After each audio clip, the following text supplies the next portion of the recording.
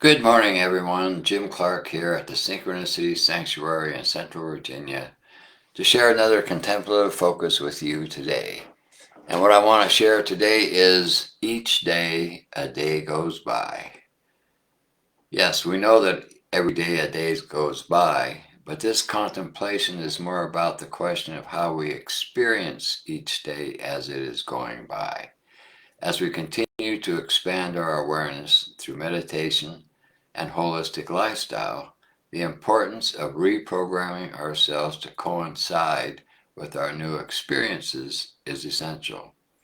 If I have a moment where unity consciousness dominates my experience, what do I do to create more of that experience?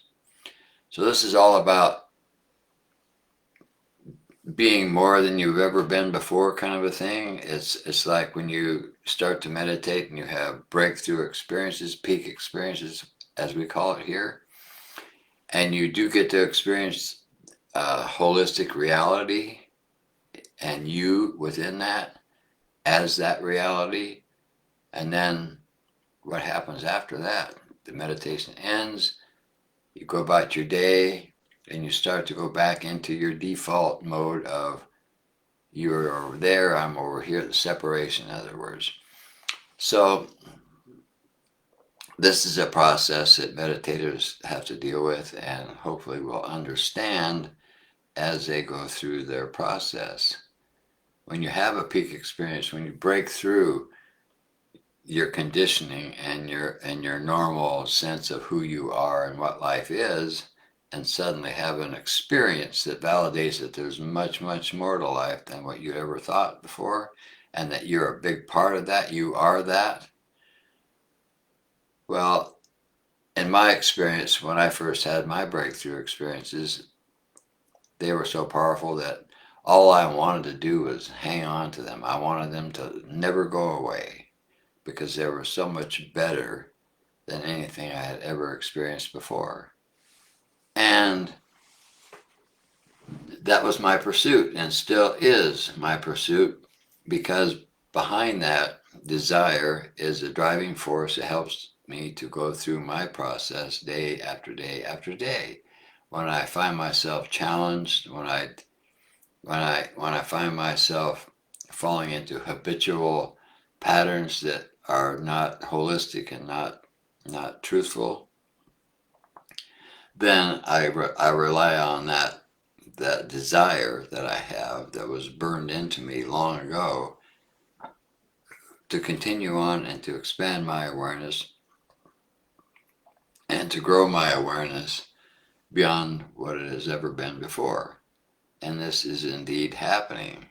But how it happens, how fast it happens, and how that shows up is not really important to me. It used to be. I used to look at my experience and judge myself and my practice accordingly. I would compare myself to other people's experience that I would read about. I would compare myself to how I experienced my awakening experience as opposed to today.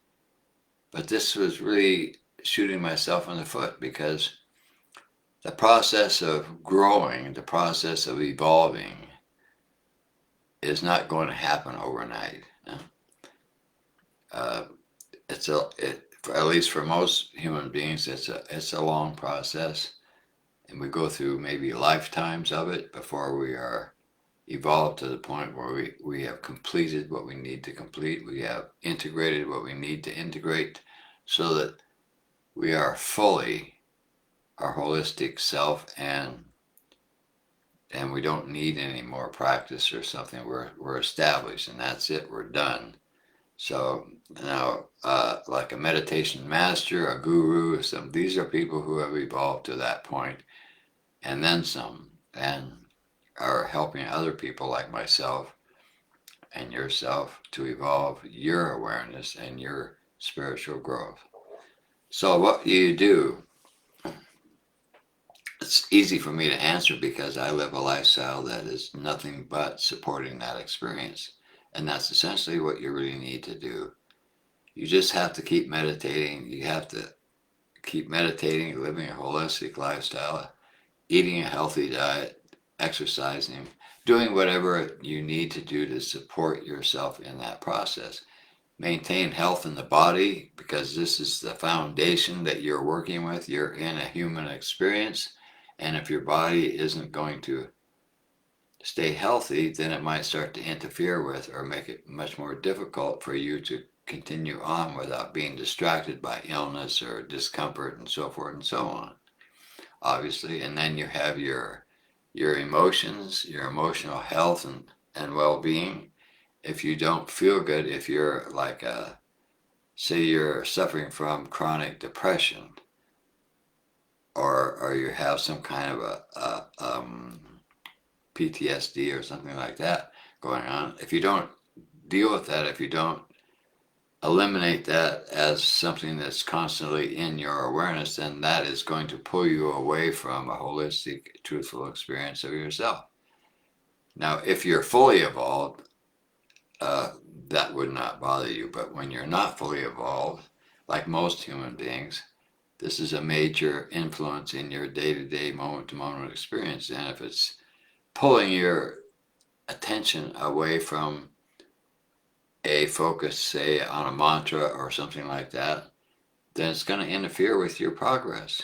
So you need to address your emotions and your mind as well.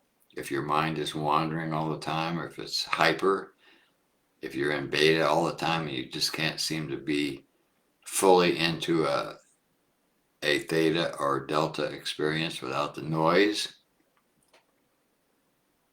then you need to do something to help balance out your mind. In other words, watch what you're paying attention to. What are you putting in every day? What do you watch on the internet? What do you watch when you go out to see a movie? What do you listen to every day? If it's noisy, if it's chaotic, if it's negative, well, if you fill yourself with that kind of information every day, then you're going back to your default programming, and you're just fighting against the progress that your meditation is trying to give you. And so maintaining a positive focus, maintaining awareness and vigilance about how you spend your time, where you put your focus, and evolving yourself, not just when you're in sitting meditation, but throughout your day. It's like, well, I'm sitting here right now doing this live stream. How do I experience myself doing that? And there is a reverberation in me right now that substantiate how aware and how much I've evolved to this point in my life. But it took me years of practice to do that, and it required that I pass through many challenges in my life, and there was obviously times when I was actually trying to hang on to some of my old default thought patterns, emotional patterns, and some of my habits with the body, eating foods that weren't really good for me. And you really have to monitor all this and then stay with it and be vigilant about how you spend your time. Who do you hang out with? What do you do when you're with the people you hang out with? It doesn't mean you have to separate yourself from humanity. That's going to another extreme. And it's well known that, say, in a traditional sense of meditation, by going up to the mountain, living in a cave, and dissociating yourself from all society, you can do that, and you will certainly have a lot of great experiences. But as the stories go, if that's how you spend all your time, and then you come down from the mountain, as soon as you plug yourself back into humanity again, your challenges that you didn't have up on that mountain are going to hit you. And if you don't know how to integrate that into your experience, if you can't include that in your experience, then you really didn't go as far as you thought you might have gone, because it takes nothing to pull you out of that and bring you back into some negative habitual experiences. So it's important that you experience the world and what it has to offer you, and to integrate that as part of the holistic reality that really is. Because in spite of the appearances, especially today in the world today, It appears that the world is extremely chaotic and fragmented and challenged and confrontational. It's just like, it looks like it's all falling apart. What is more difficult to see is what is being created in that process. And so, standing back and watching and witnessing yourself as you become aware of world events and so forth and so on, you begin to understand as you become more aware of yourself, you become more aware of what's behind a lot of that you see on the media. What kind of a demonstration? Excuse me. What kind of a demonstration is that, and what kind of a validation is that for the people in that? Huh? Is it a negative validation that the world is falling apart and that there's a crisis in life? Or is it a validation of unity consciousness and how it works? And on the grand scale of all and everything, of course, as a whole, humanity has to process its dynamic as a whole, and it's going to go through cycles just like you do when, as an individual who's meditating, because in truth, we're all meditating. We're all going through the human experience, which is the driving force behind our, what we call spiritual evolution. So it's really no different other than the fact that you're more aware and more dedicated perhaps to your practice and therefore more evolved in it. But everybody is in the same boat. We began there and we are where we are now because of what we've done in the past and in this life. And so there's no judgment involved here. It's just a matter of being aware of it for what it really is. And one of the things that I have learned in my practice throughout my life is a lot of the myths about what's real and what isn't real in this world. And one of them is death. The body dies, we don't. We're only in the human experience to have this experience. The experience will come and it will go. But we do not. We move on to our next experience as we evolve. And so it's not like there's anything really to be worried about, even though we experience fear as part of life.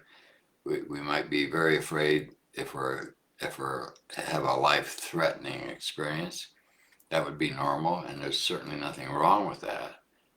But if you have evolved yourself to the point where you've actually experienced what death is or something like that, where you validate the fact that life really doesn't end, it just moves on, then you have a whole different perspective in your life that gives you a distance between the fear and, you have fear in the world, and it gives you a distance and a cushion because you understand what people are going through. You understand why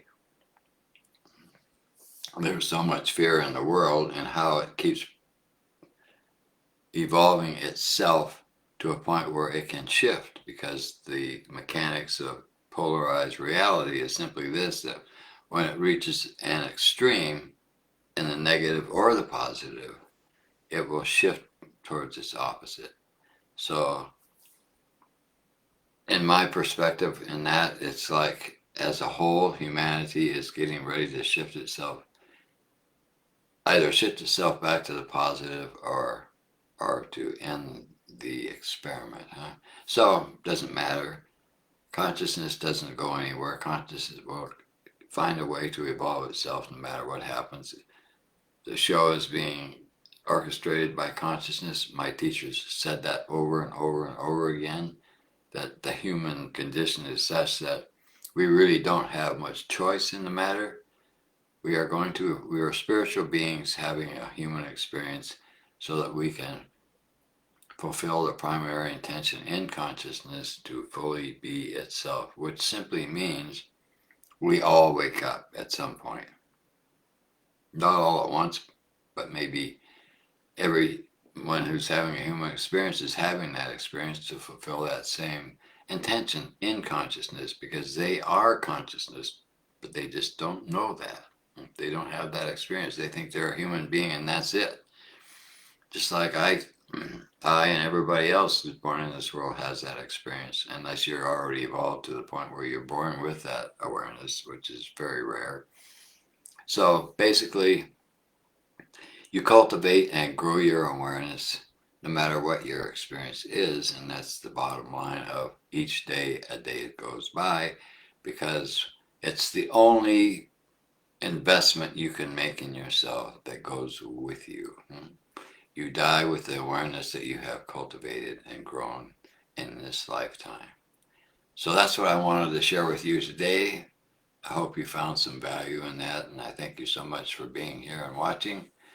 And I believe next week we are not having a live video, but I'm not sure about that yet. Just watch the postings on our Facebook page, because we have a program coming up. I think it might be starting about that time. So at any rate, if we do, you'll see it posted. If we don't, we'll announce that, and so you'll know. But irregardless, I'm happy to be back again as soon as I can, and to share another contemplative focus with all of you. Thank you so much.